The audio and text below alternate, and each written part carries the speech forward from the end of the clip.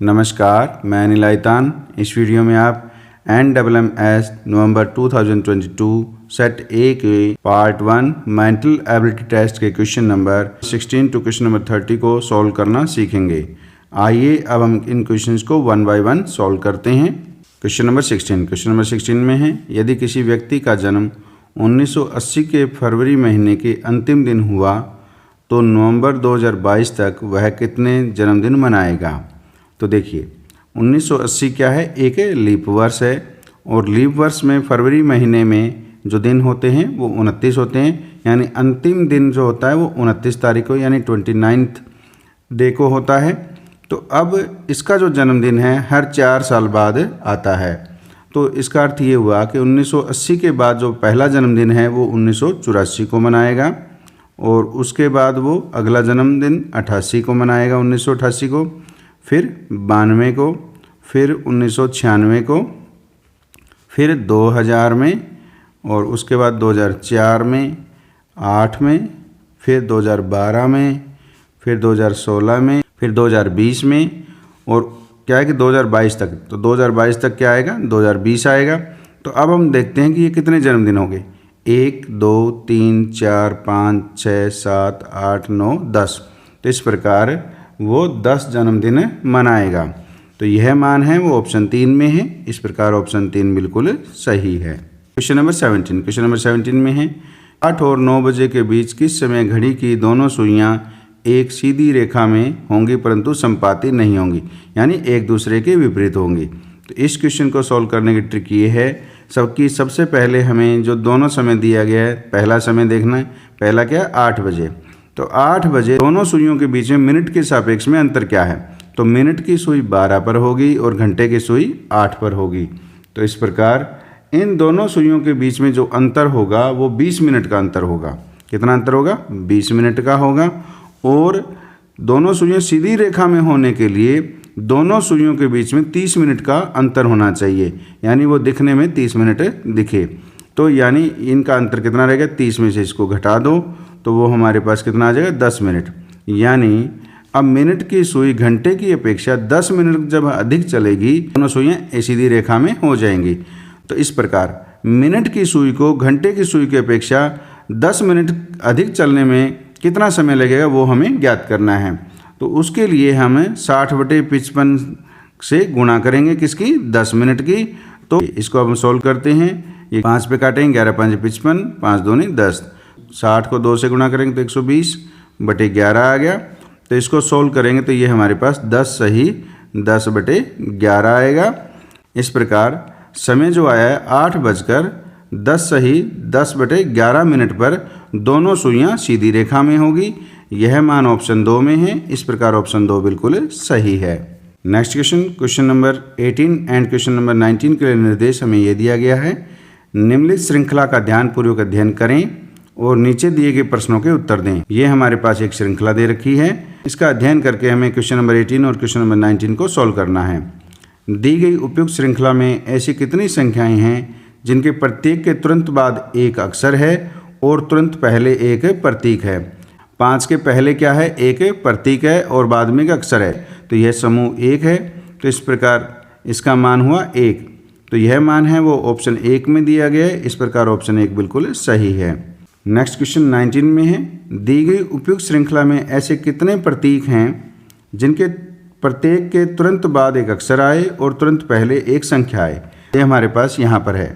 तो ये क्या बन गया, ये बनेगा $1 और U बनेगा। ये एक प्रतीक है, इससे पहले क्या है, तुरंत पहले एक संख्या है और बाद में एक अक्षर है। तो इस प्रकार इसमें भी एक ही समूह बनेगा जिसमें प्रतीक से पहले एक संख्या और बाद में एक अक्षर हो। तो ये 1 है, तो ये 1 मान है वो ऑप्शन 3 में है। तो इस प्रकार ऑप्शन 3 बिल्कुल सही है। नेक्स्ट क्वेश्चन नंबर 20 है, किसी दंपत्ति के 5 विवाहित पुत्र हैं जिनमें से प्रत्येक के 3-3 बच्चे हैं। इस परिवार में कुल कितने सदस्य हैं। दंपत्ति के 5 विवाहित पुत्र हैं, तो विवाहित जोड़े कितने हो गए, 5 ये हो गए और एक दंपत्ति वो भी तो एक जोड़ा है। तो कुल जोड़े कितने हो गए, 6। तो सदस्य कितने हो गए, 6 को हम 2 से गुणा कर देंगे तो ये सदस्य हो गए। और 5 पुत्रों के कितने हैं, 3-3 बच्चे हैं। तो जमा 5 को 3 से गुणा कर दो। तो अब इनको हल करते हैं तो 6 दूनी 12 हो गया और 5 3 15 हो गया। तो ये हमारे पास कितने हो गए 27। तो इस प्रकार परिवार में कुल सदस्यों की संख्या 27 है, यानी 27 है। यह मान है ऑप्शन 3 में है। तो इस प्रकार ऑप्शन 3 बिल्कुल सही है। प्रश्न संख्या 21 और 22 के लिए निर्देश हमें ये दिया गया है। एक पासे की 3 अलग अलग स्थिति नीचे दी गई हैं। निम्नलिखित प्रश्नों के उपयुक्त उत्तर का चयन करें। तो ये हमारे पास स्थिति दे रखी है। अब हमें जो क्वेश्चन नंबर 21 और क्वेश्चन नंबर 22 है उसमें जो पूछा है वो हमें बताना है। तो क्वेश्चन नंबर 21 में पूछा है कि डी के विपरीत सतह पर कौन सा अक्षर है। डी के विपरीत कौन सा अक्षर आएगा उसको सॉल्व करने की ट्रिक हमारे पास ये है। सबसे पहले हम ये देखेंगे कि दो पासों में एक अक्षर या दो अक्षर कॉमन है या नहीं। तो देखिए अब पहले दोनों में हम देखने पर यहाँ पर ए बी सी है और इसमें सी डी ई है। तो इन दोनों में क्या है सी कॉमन आ रहा है। दोनों से हम डी के विपरीत आने वाले अक्षर देखेंगे कौन सा आएगा। तो उसकी ट्रिक ये है। तो इसमें पहले में क्या है सी है, तो सबसे पहले सी लिख लीजिए। अब इसको हमने एंटी क्लॉकवाइज जो अक्षर हैं उनको लिखना है। तो सी के बाद क्या आया ए, और ए के बाद क्या आ गया बी, ये हमारे पास आ गया। अब इसमें क्या सी यहाँ पर है, तो इसमें यहाँ से हमने स्टार्ट करना और एंटी क्लॉकवाइज हमें चलना है। तो सी के नीचे सी लिखिए और फिर हमारे पास क्या आ गया डी, और उसके बाद क्या आ गया ई आ गया। तो देखिए अब इसने पूछा डी के विपरीत सतह पर कौन सा आएगा। तो डी के विपरीत कौन सा आ गया हमारे पास है ए आ गया है। तो यह मान है वो ऑप्शन 1 में है। तो इस प्रकार ऑप्शन 1 बिल्कुल सही है। नेक्स्ट क्वेश्चन, क्वेश्चन नंबर 22 है एफ के विपरीत सतह पर कौन सा अक्षर है। अब हमें देखना है कि एफ के विपरीत कौन सा अक्षर आएगा। एफ जो है वो तीसरी डाइस में दिया गया है। इन दोनों में कॉमन क्या है डी है। तो सबसे पहले डी लिखेंगे। तो डी हमारे पास यहाँ पर डी लिखिए। अब डी के बाद क्या आ रहा है ई आ रहा है। तो और ई के बाद क्या आ गया सी।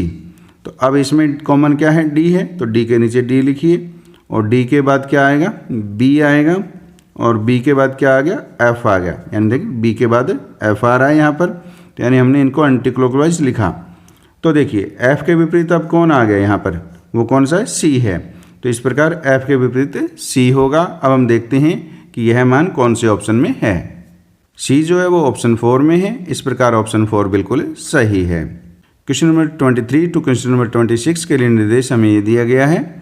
निम्नलिखित प्रश्नों के उत्तर नीचे दिए गए आरेख पर आधारित हैं। ये आरेख दिया गया है।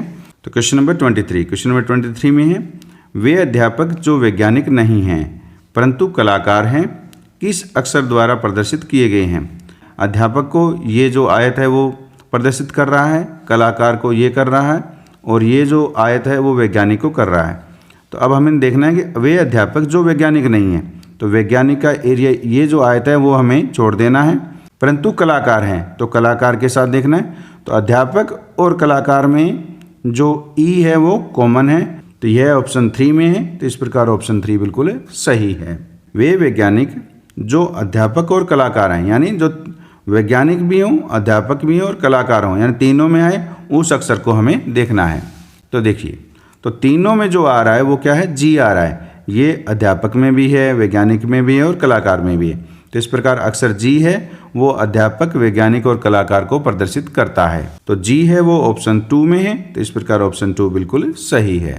क्वेश्चन नंबर 25 है वे कलाकार जो वैज्ञानिक है परंतु अध्यापक नहीं है। अब हमें कलाकार और वैज्ञानिक देखने हैं जिसमें अध्यापक न आए, उस अक्षर को हमें देखना है। तो ये कलाकार है और ये वैज्ञानिक है और अध्यापक को हमने छोड़ देना है। तो सी अक्षर जो है कलाकार और वैज्ञानिक को प्रदर्शित कर रहा है, जो अध्यापक नहीं है। सी देखते हैं कौन से ऑप्शन में है। सी है वो ऑप्शन 4 में है। तो इस प्रकार ऑप्शन 4 बिल्कुल सही है। नेक्स्ट क्वेश्चन 26 है वे वैज्ञानिक जो न तो अध्यापक हैं और न ही कलाकार हैं। तो इसका अर्थ हुआ केवल वैज्ञानिक के अंदर आए उस अक्षर को हमें देखना है। तो केवल वैज्ञानिक हो वो अक्षर बी है।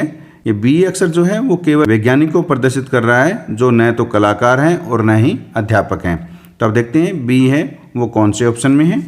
अक्षर बी है वो ऑप्शन 1 में है। तो इस प्रकार ऑप्शन 1 बिल्कुल सही है। Question number 27 to question number 30 के लिए निर्देश हमें ये दिया गया है 7 तर्क संगत चित्र A B C D E F और जी। ये हमारे पास तर्क संगत चित्र दिए गए हैं।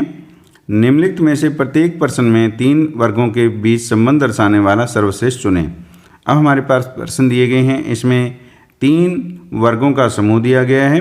इसके लिए इसमें से कौन सा वेन डायग्राम है वो इनको दर्शाता है वो हमें देखना है। नंबर 27 में है सरसों, गेहूं, आलू। अब ये तीनों क्या हैं, अलग अलग हैं। सरसों अलग फसल है, गेहूं अलग फसल है, आलू की अलग फसल है, यानी ये तीनों अलग अलग हैं। ये जी में जो वेन डायग्राम दिया गया है, ये वेन डायग्राम इसके लिए सर्वश्रेष्ठ है। तो जी जो है वो कौन से ऑप्शन में, वो सेकंड ऑप्शन में। तो इस प्रकार ऑप्शन सेकंड बिल्कुल सही है। नेक्स्ट क्वेश्चन 28 है लड़का, विद्यार्थी और खिलाड़ी। तो इसके लिए जो वेन डायग्राम बनेगा वो ये बनेगा। ये हमारे पास लड़का है और ये क्या है, विद्यार्थी हैं। तो कुछ लड़के हैं वो विद्यार्थी हो सकते हैं और कुछ विद्यार्थी हैं वो लड़के नहीं हो सकते, यानी वो लड़कियां हो सकती हैं। फिर क्या है, खिलाड़ी। तो कुछ विद्यार्थी हैं वो खिलाड़ी भी हो सकते हैं और कुछ खिलाड़ी लड़के भी हो सकते हैं। तो इसके लिए ये इन तीन दोनों में ये कॉमन आ जाएगा। तो ये जो वेन डायग्राम है वो लड़का, विद्यार्थी और खिलाड़ी को प्रदर्शित करता है। तो ये वेन डायग्राम है वो ई में दिया गया है और ई जो है वो ऑप्शन 4 में है। तो इस प्रकार ऑप्शन 4 बिल्कुल सही है। अब 29 में है बैंगन, खाना, सब्जी। तो देखिए अब बैंगन, खाना और सब्जी के लिए वेन डायग्राम कौन सा बनेगा। तो ये हमारे पास बैंगन है, तो सभी बैंगन क्या होते हैं, वो सब्जी होती है। ये हमारे पास सब्जी के लिए आ गया। और सभी सब्जी क्या होती है, खाना होती है। तो इस प्रकार ये वेन डायग्राम जो है, तो ये वेन डायग्राम बैंगन, सब्जी और खाने के लिए बना है। अब हम देखते हैं कि ये कौन से में दिया गया है। अब देखिए ये ए में दिया गया है। ए जो है वो बैंगन, खाना और सब्जी को प्रदर्शित कर रहा है। ए है वो ऑप्शन 3 में दिया गया है। तो इस प्रकार ऑप्शन 3 बिल्कुल सही है। नेक्स्ट क्वेश्चन हमारे पास 30 है चोर, जज, अपराधी। तब क्या है, ये हमारे पास चोर के लिए वेन डायग्राम है और सभी चोर क्या होते हैं, अपराधी होते हैं। तो ये चोर और अपराधी का हो गया। और चोर और अपराधी, जज क्या है वो अलग होता है, यानी कोई चोर है वो जज नहीं हो सकता और कोई अपराधी है वो जज नहीं हो सकता। इसलिए जज के लिए हमारे पास ये अलग से वेन डायग्राम बनेगा। तो ये वेन डायग्राम जो है चोर, जज और अपराधी को प्रदर्शित करता है। एफ वेन डायग्राम है चोर, अपराधी और जज को प्रदर्शित कर रहा है। अब देखते हैं कि एफ कौन से ऑप्शन में है। एफ जो है वो ऑप्शन 1 में है। तो इस प्रकार ऑप्शन 1 है वो बिल्कुल सही है। तो इस प्रकार इस वीडियो में हमने NMMS नवंबर 2022 सेट ए के पार्ट 1 मेंटल एबिलिटी टेस्ट के question number 16 to question number 30 को सॉल्व किया। उम्मीद है ये सभी क्वेश्चंस आपको समझ में आए हैं। समझ में आए तो वीडियो को लाइक कीजिए, अपने दोस्तों के साथ शेयर कीजिए और चैनल को सब्सक्राइब कर बेल आइकन को प्रेस कर ऑल को सिलेक्ट कीजिए ताकि नए वीडियो आने पर आपको नोटिफिकेशन प्राप्त हो सके। धन्यवाद।